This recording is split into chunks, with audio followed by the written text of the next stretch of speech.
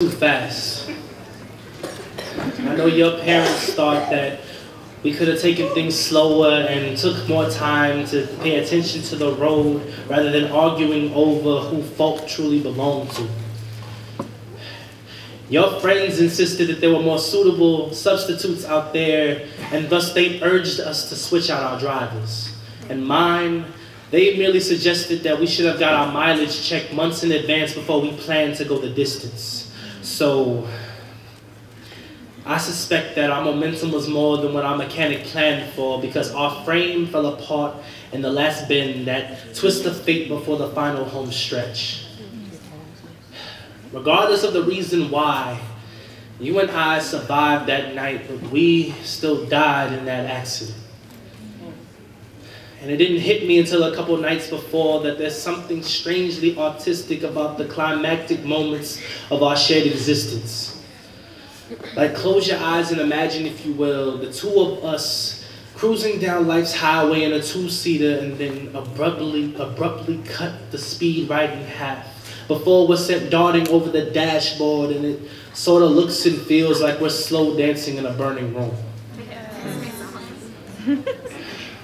You know, it's funny how something as tragic as our breakup looks beautiful in slow motion. In fact, it almost looks better in reverse. Because I heard somewhere that light flashes before the eyes of something about to die, so I wonder if I can apply that to the moment our love expired. Because whenever I'm tempted to count sheep backwards, back from the moment you shattered the last bit of a bond we built over those 2 years, I can't help. In fact, I'm compelled to drift on the memories of you and me. Thoughts like how we tried to restore what a lack of communication destroyed, slowly eroding over the course of our second half, as though our bar-raising performance from the first quarter was closer to the present.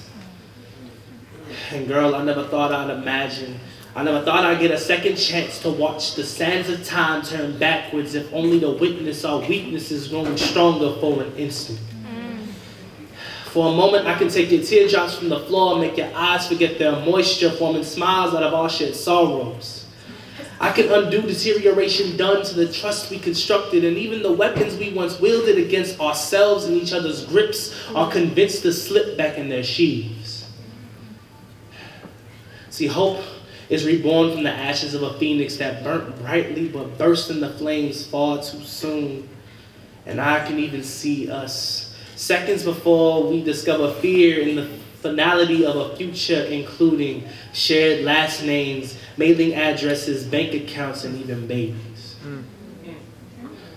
Shoot, I can even see the shyness creep back into that jaded expression. You know, the mask you crafted to match my own, carved out of the stone of our frequent dissatisfaction.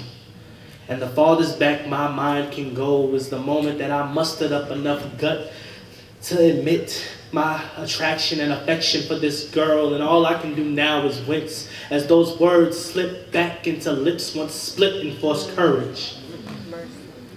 But hindsight is 20/20. And I can see clearly now because the rain has washed the dirt off of our windshield, but it's only because of this crash that I can reflect on our good times in those glass fragments.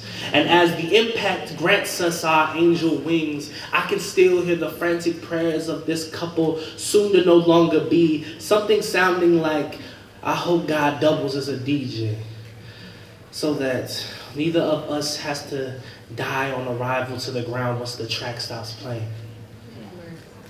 But even if you play this ballad backwards, the needle can't remain stationary. Rewinding the record for another run-through still has its limits, be the beginning of this song or the last lyric. And at this point, the only part of me that can still take flight is my imagination, because my heart lost its wings the night you told me that you and I weren't each other's happy ending. And thus, this broken organ dreams damage amongst the debris, even as things are cross-fading into brand new melodies. But let me take this second to tell you how much I appreciate, and I will always appreciate, our platinum effort, even though I'm the only artist currently working on his debut single. So Aaron, do me this last favor. Listen to this love letter in reverse, if only because you suspect that I packaged something sinister in the subliminal backmasking.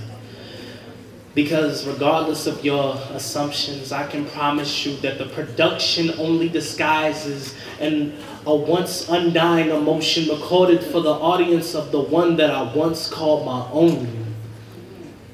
At least that's how it sounds back at the start once you play it forward.